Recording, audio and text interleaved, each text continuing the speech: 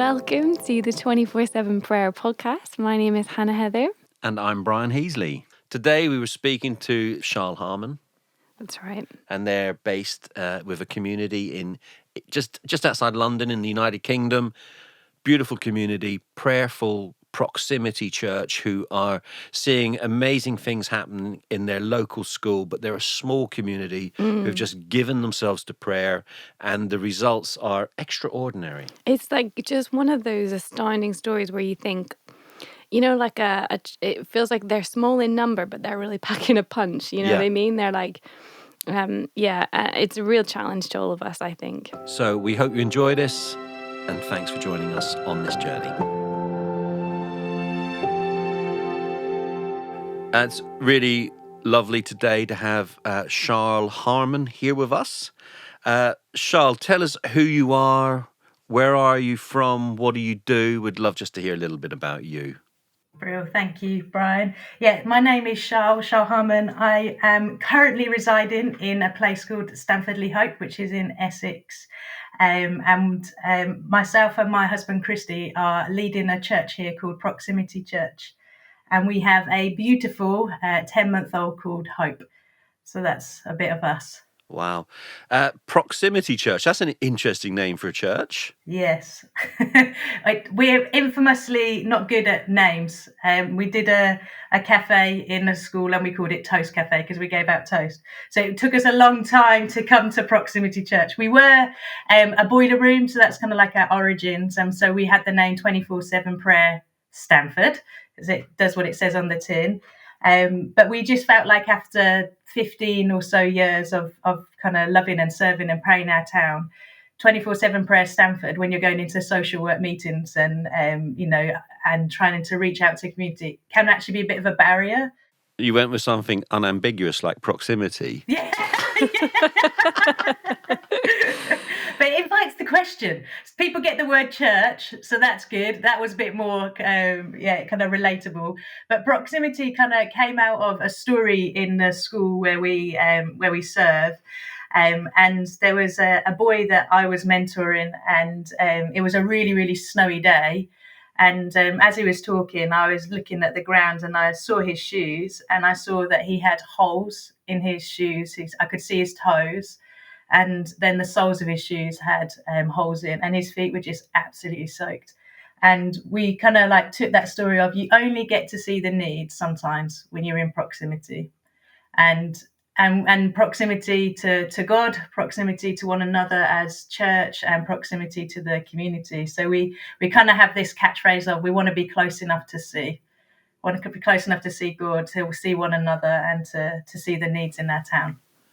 Wow. So Proximity Church became what it is, yeah.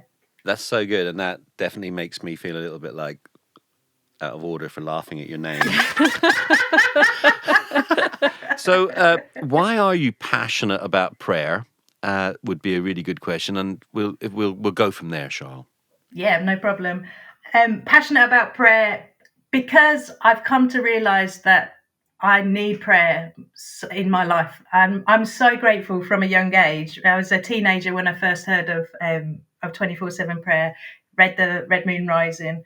And because by nature, I'm a practitioner. I think by nature, I'm someone that does. I see a need, I feel compelled by that need, and I want to reach out to that need. And something that's cool to 24/7 is that we have this God story. And then when I was 18, I had the privilege of being on a gap year with 24/7. And part of that year was to go through the God story of the Bible.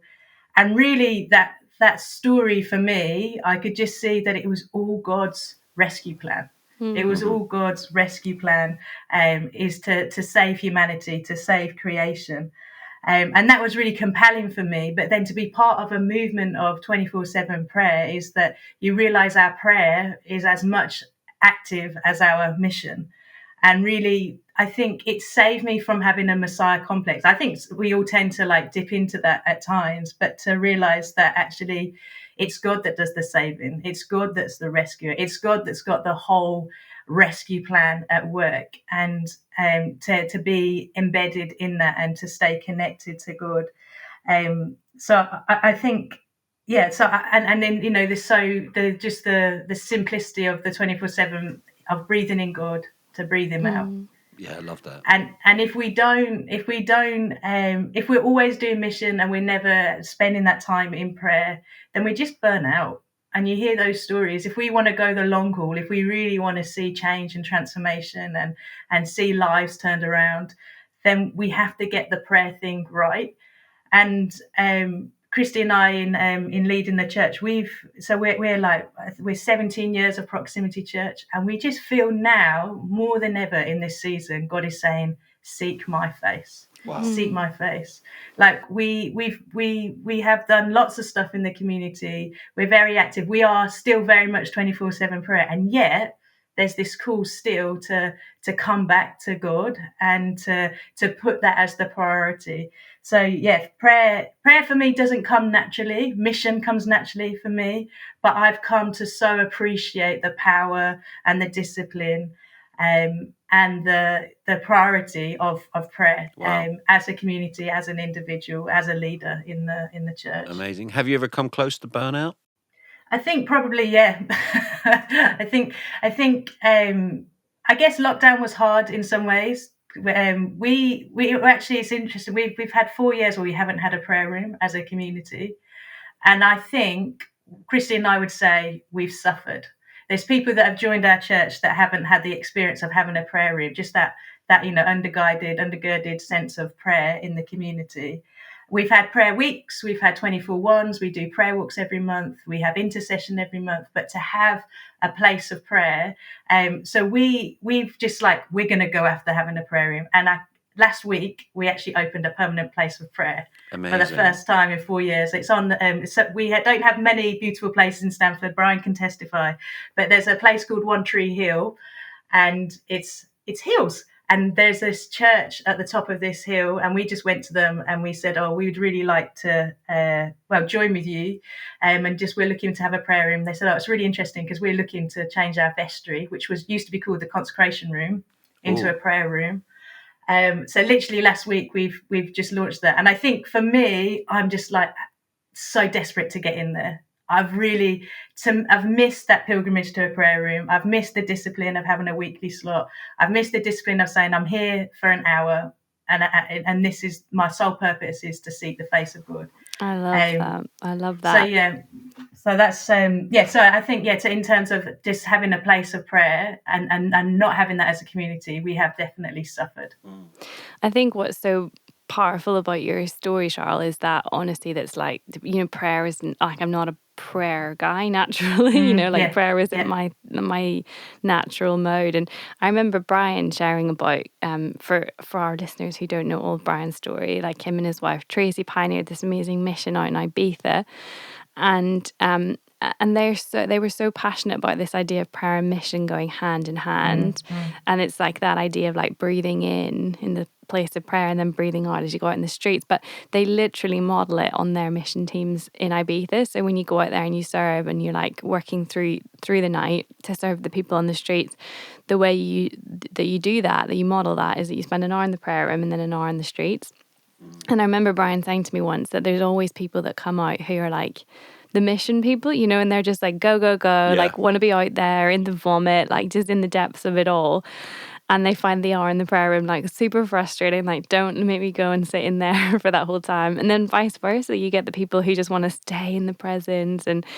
And actually, I just loved that. I've not seen that modeled quite so poignantly, and it pushes us out of our own comfort zones, because we know ontologically, we know we we're supposed to do both and operate in both of those modes, but we don't always find ourselves in situations where we do that. And I feel that's so much a part of your story, Charl, is I want to go and I want to do, and I'm an activist, and yet you have so beautifully articulated the impact of having a place of prayer and a discipline of prayer throughout your ministry. So I love that. I would like to know a little bit more about you. So you shared that story of the little boy whose shoes had holes in them, and could you just tell us a little bit more about the ways that Standford has been, that you guys throughout your 17 years have been meeting the needs of your local community, and I guess some of the stories that have impacted you as a person, like which kids, like what stories have really stuck with you and have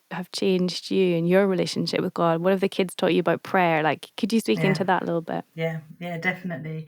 Yeah, so when the boiler room, the church was first kind of forming, we had lots of young people that were going to a specific secondary school, and the parents of that school just decided to get together in the mornings for a week and pray for the school. Just really simply felt compelled to do that. And at the end of that week, one of the moms in the church said, I just want something lasting from this prayer week. Just want something that says like this was a result of this week. It just really felt like, I guess, a prompting. And that night, one of our leaders, Rob Harmon, he went to school. He would say he doesn't even know which son it was. He's got 3 sons, and he doesn't know what it was he went to go see. It was all a blur. Obviously, wasn't that memorable. But what was memorable was the head teacher at the time came up to him and said, "We'd really like you to become a governor in the school. What do you think?" And Rob said in his spirit, yesterday I would have said no, because that doesn't really interest me. But because of this prayer that he heard when he was in that prayer room, he's like, I feel like this is the answer to that. So he said yes. So we had one of our guys then being a governor in the school. And then prayer spaces was something that was kind of like bubbling up at the same sort of time. So one of our other leaders, Carla, went to the school and said, this same head teacher, we'd really like to run prayer spaces in schools. This is kind of what it's about. And he was like, whoa. I'm not down with this prayer word. No, we're not doing that. I like the concept. You can call it reflection spaces. So we ran reflection spaces for a period of time with students. And then the head teacher changed, and Rob in his position as governor, and me, then I'd come trying to do a placement for university. So we were looking for like an opportunity to serve the school. So we went to this new head teacher, Rob, and then myself. And we just said, look, we're from a local church and we'd really like to bless you and serve you in whatever way, you see fit.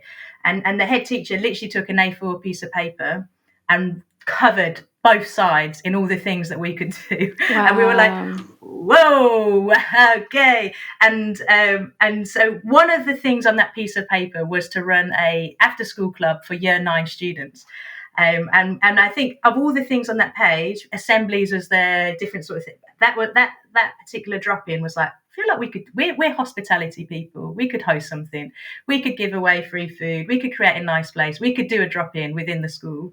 But we then went back to the church and we said, look, guys, we've got this opportunity. We don't want to just send one person in to go and do it. Like, we really feel like this is a community response. So who's in? So we literally sent out an SOS message, like, we're going to have an emergency meeting. We have these opportunities. Who's in? Everyone's hand went up. Wow. So from that point in time, then we had a church community that was saying, yeah, we want to serve. So we opened up a cafe. To be honest, we didn't know who was year 9 and who was year 7 and who was year 11. So from the word go, we had the whole school coming into this drop-in. So if I could just trying to give context to our listeners. So your origin story is a group of parents getting together and praying for the school. Yeah. I know lots of parents that have school WhatsApp groups, and it's normally about, fundraisers and different things like that. So it's an amazing thing. And then off of the back of that, you offer to serve the school, to bless the school, and then your community responds by saying, we're all in for going to an after-school club and engaging with children as they come into this after-school club. Is that correct? That is correct, yeah.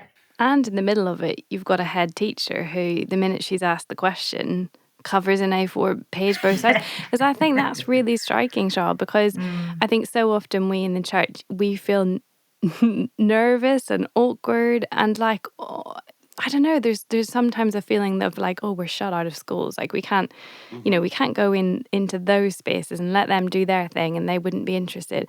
And so the thought that like there's head teachers out there all over the country potentially with A4 pages. I mean, I think that as a parent of a kid in school, I'm like, goodness, that's the question I should be asking her. Praying parents seeing transformation is an amazing thing. So tell us then, you've started this after school club. What's going on in it? What? I mean, did you preach at them or what? Well, it's very interesting because then when we went, had a tour around by an assistant head just before we set up the cafe, and the assistant head was like, "So here you could like serve the food. It was in the canteen, and here then you could have your prayer space." And we hadn't said that we wanted a prayer space in the cafe. Wow. So I have no idea. It's God. It's God. Like it's like from the word go, we're going to have prayer and mission literally evidenced in this cafe.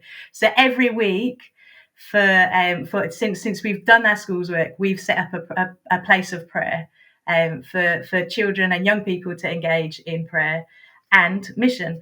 And within about 6 months of running this cafe, we had conversations with young people, and if you give them the space, they will share. And so obviously we had to have our safeguarding, and to be trained up in that. And we had people that were skilled in kind of having one-to-one conversations. But also we had multi ages. We had 6-year-olds in the cafe, and then we had students that were part of our church who were serving as part of the cafe. This whole range of ages. It was a church.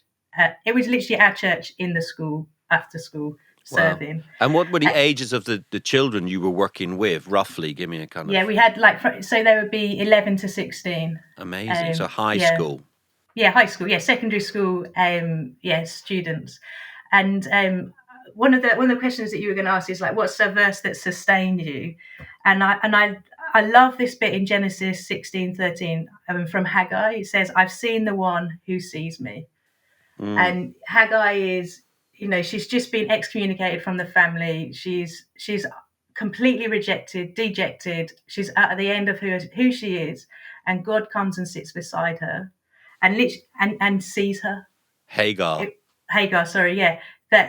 So God's saying, and her response is, "I've seen the one who's seen me." And I think in the cafe we got to see students. We had the space and the time to sit with them and to let them be seen and to let them be heard. Yeah. And in that, disciple them in prayer and disciple them in the ways of God and love. And shortly after those 6 months of having those conversations, we were like, we could do more than this if the school would like that. So we present. I went and I put glasses on. I don't wear glasses, but I thought, this feels like a formal meeting. Oh, I didn't wear glasses at the time. I feel like I need to dress glasses. Up. Yeah. And I love that. I love the fact that someone wears fake glasses, because I now have to wear glasses for real. And I get that because I don't have to wear glasses, and sometimes I wish I did. I look pretty good in my glasses, I think. But. And we said, look, we can see that there's a need here. We would like to become your school chaplains. And be a permanent presence in the school. Wow. Come and give a day or 2 days a week, and we can respond to needs. But then it's like this umbrella of spiritual and social and pastoral care within your school. And this head teacher stopped me in my I was like, I had my presentation, had a PowerPoint, and your glasses. And my glasses. I had it all going on. And someone was praying outside in the reception, and they stopped me and they said, can we just stop you there? And I thought, oh no, we've gone too far. And she just said, right, okay, everyone around the room, who's up for this? Yes. You're in, Charl. You don't need to do any more. Wow. So the glasses were an unnecessary extra. And listen, Charl, it's a phenomenal story that they then you're in. But when you were, those first 6 months, you said we listened and we said we see you. What did you hear? We heard stories of sons that had been rejected by their dads. We had an amazing story. Literally, a young boy was given a Gideon Bible in assembly, and he came to our cafe and he said, "I'm going to read this. My name's Matthew, and I'm going to read Matthew." And he came to the prayer room, the prayer space, and we engaged in that. But he's like, "I am an atheist, though, so just so you know." It's like, okay, that's great. So he had lots of questions from reading Matthew, and so that was a really great conversation. He said, "I'm going to pray a prayer, and only God can answer this prayer." But he's an atheist, yeah? And he's an atheist, yeah. Cool. "I'm going to pray that my relationship with my dad is restored." Wow. And you're like, oh, flip. No. Yeah, okay, amen. God, you can do that. And he wrote a story after this. He came to the cafe a couple of weeks later of how his dad came to his door and said sorry. And he said, I was an atheist, but I'm a Christian now. No. Oh my goodness. Amazing. Wow. You know, you've got a 10-month-old baby, little Hope. Yes. And, you know, that first year of a kid's life is like, I mean, and I think anyone who's had a kid would say, you know, it's, what? I remember when I used to go to church and I used to talk, I remember preaching once and saying kids, and this lady came up to me afterwards and went, kids are baby goats. Oh, gosh. And I was like, all right, settle down. I didn't right. say settle down. And I'm not telling you off for saying kids because I use it all the time. It just went through my head and I thought, this is how we flow, raw, honest. Raw, honest, baby goats. But yeah, I mean, that first year of a child's life and a mother's life and a father's life, like it's a big one, and it's very formational, and it's a huge life change. So I don't know if you're up for it, but I think it would be cool for anyone who's listening to this podcast who maybe is also in that season of life, very small children, trying to adjust to the new challenges of parenthood, and then also how on earth you juggle that with a life in ministry. Yeah. So basically, Charl, I'm just asking if you would speak to me right now. But yeah, just could you share with us, like, what's it been like? What's been your journey with Hope?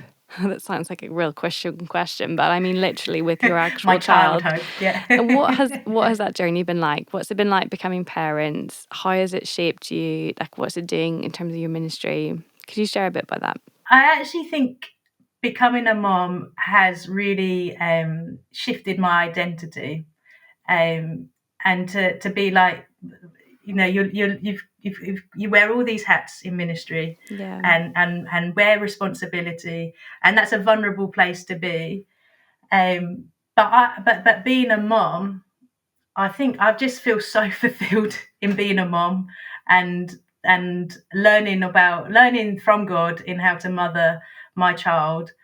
And I just feel a release in my identity in becoming a mom, and I can't really maybe word that, but it just feels, I feel more full by having Hope, and it has been really challenging, I guess, even just a personal devotion and personal kind of walk with God as you're up 24 hours a day, and trying to reach out to people and juggling in and around being motherhood. I think it's just taking the moments when they come. So I've been on lots and lots of walks and listened to podcasts and just found those moments.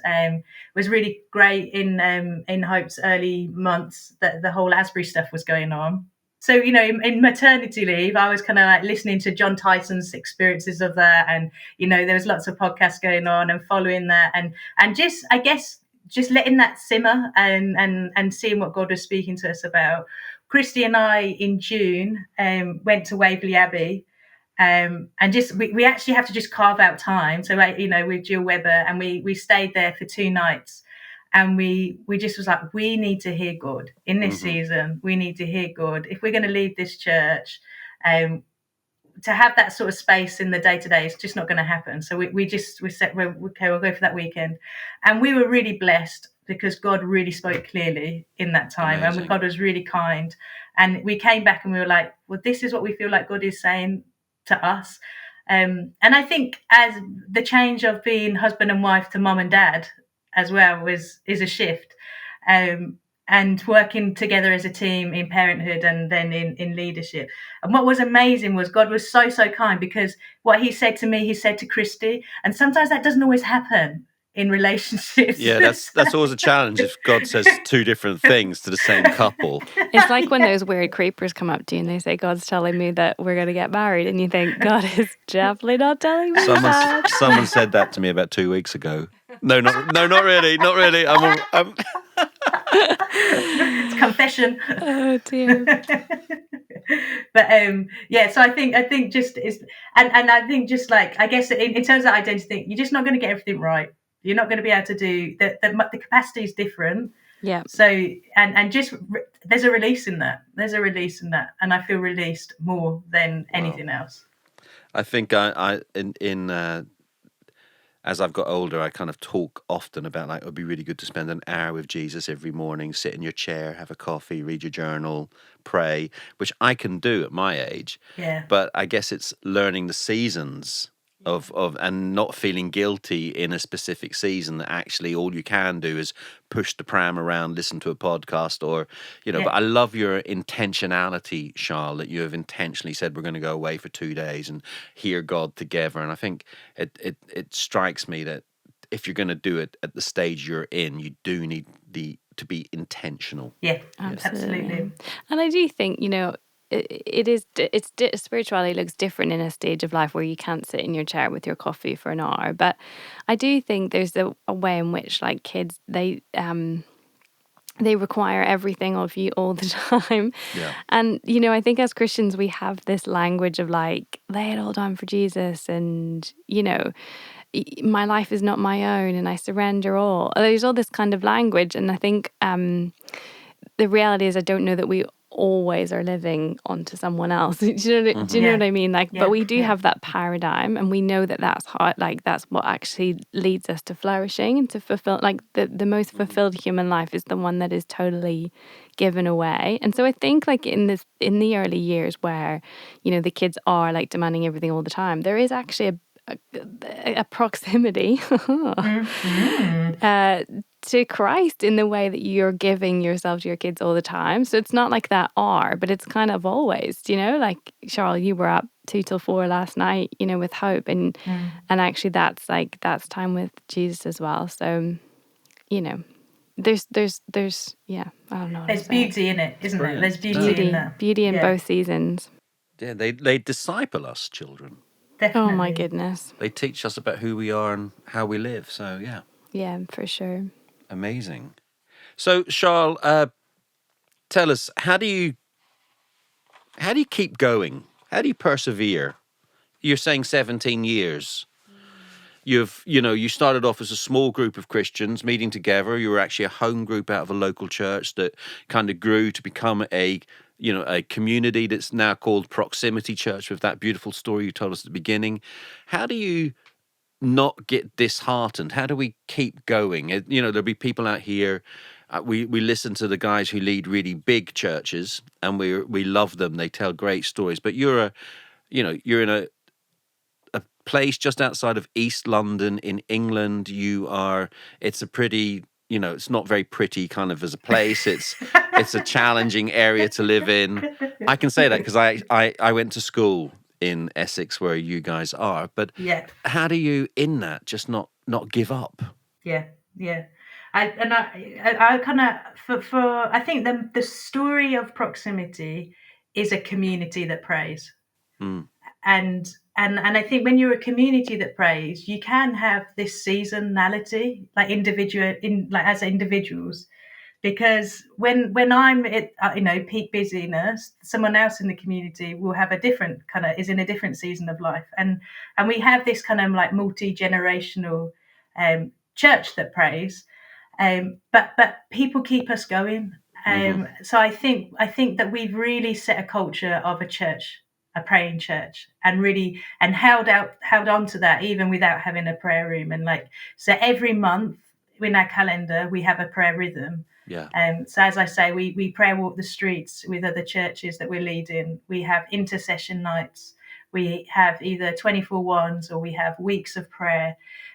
So there's these kind of like communal calls to prayer that keep us grounded. Amazing. One of the things that we do every year, and we've done for the past 10 years, is we have 5 weeks. We call it 5 by 5. So we're in this season now, where for 5 nights of the week, we gather together to read a book of the Bible and to pray for an hour for 5 nights. So Sunday, Monday, Tuesday, Wednesday, Thursday, for 5 nights. And so we have people that meet in person in their home, and we have a Zoom group for that. And we've done that for 10 years. Wow. And every time you start 5 by 5, you think, this I know what this means. Yeah. I know what this means.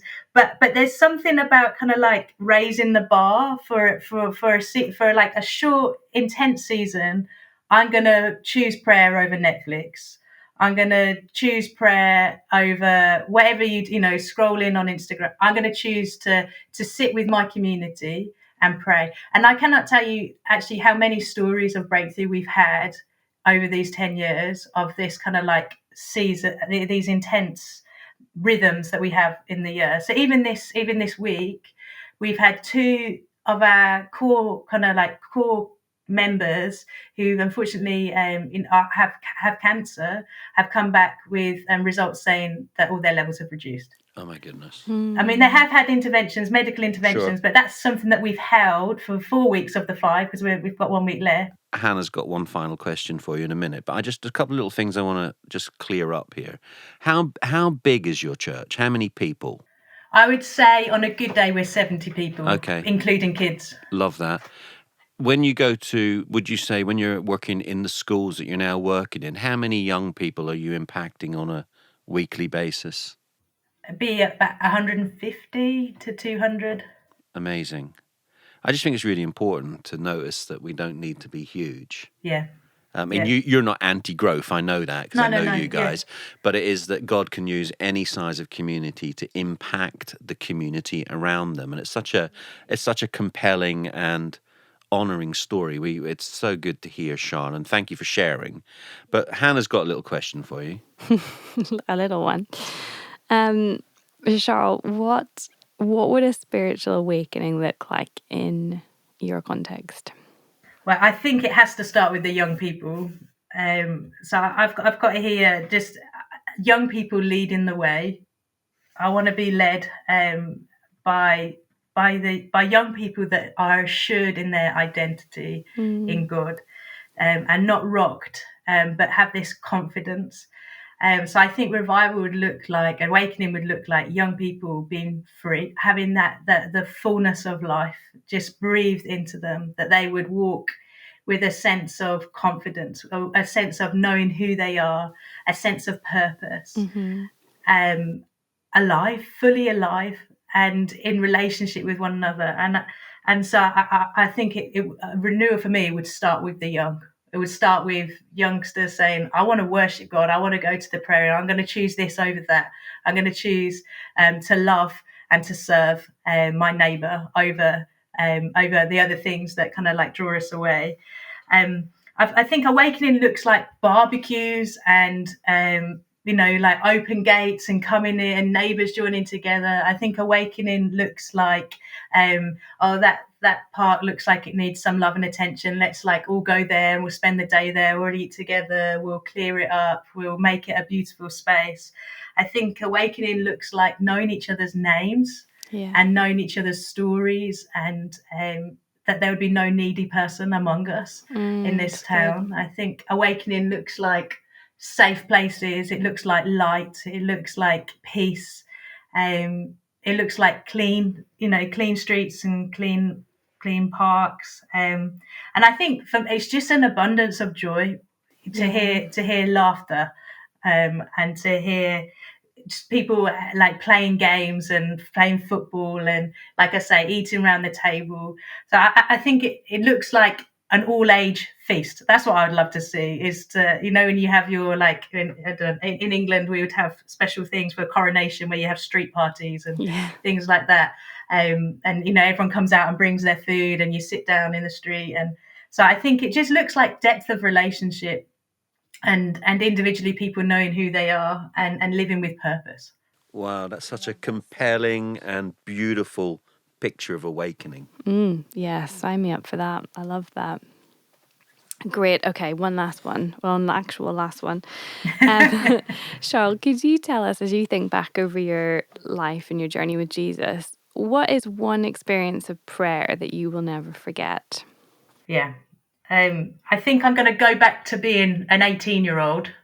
2008, 2009, I was on the transit course, which was a 24/7 year out. And part of that, if you say about my journey with prayer, part of that, which I really struggled with, was Monday to Friday, every day we had to pray from 9 till 10 together as a community, as a group. And I thought, what are you going to have to pray on day 2, let alone day 50 of doing that? And then we had to leave every time. Anyway, so we had this discipline of praying every day, and that was so good. Such a good discipline to have. Part of those prayer times, and then kind of personal prayer times in that prayer room, is I'd heard this quote by C.T. Studd, which is, "Some want to live within the sound of church or chapel bell, but I want to run a rescue shop within a yard of hell." Which, as an 18-year-old, you're like, yeah, that's me. I'm going to do that. I'm sold out for that. So literally every day of my year out, I prayed that prayer. Every day. I was just like, I want, and then, like I've shared the story about, that God's rescue plan and the God story. And I think even Brian, when I went out into 24, when I went to Ibiza, you actually prayed over me that, Charl, I just see you as a rescuer. I'd like, the pen had like fallen off the side of a sofa and I'd caught it. And you then would like, yeah, you gave me this word. And it was, God was just really speaking about rescue. So I had no idea what that meant. At the end of transit, I was invited to go to Reading, because 24/7 were doing some stuff in Reading with Andy Freeman. So I was looking to move there and be a part of a community house. And I started to apply for jobs. And one of the jobs I applied for was to run a community cafe in a council estate on the edge of Reading. And I got an interview. And again, I didn't know what to wear for this interview, so I went really smart. Did you wear your fake glasses? Yeah, they might have been in the bag, packed. But I did have a presentation, and I'd said, and I'm on the presentation. It was like, this is a rescue shop. I was in the middle, and then I just had all these ideas of what that would look like. And I was 18 when I went for this interview. And I came back, got the train back to Birmingham, where I was then living with my parents. And I don't know, I was like, okay, there you go. I gave it a go. I got a call the next day to say, okay, we'd like to show you around the cafe. So back on the train to Reading, I went. And they lifted up the shutters and we went in, and I just heard the whisper of God say, "Here's your rescue shop." Amazing. Charlotte, it's been such a joy to hear you, to hear your own journey, your journey of rescue and helping others. I love that idea that your origins are born as a praying community, that you're not a large community, but as you pray, you impact the community around you. So I think it's going to be a challenge to anyone who wants to see, especially if you're thinking in your town or your village, we have a local school, and actually praying for that school just seems like almost a no-brainer at this point, listening to you guys. So thank you so much for everything you've shared, and it's been such a pleasure to listen to you. Thank you. Thanks for the opportunity. Thank you for listening to the 24/7 Prayer podcast. If you'd like to find out more, please do visit 247prayer.com.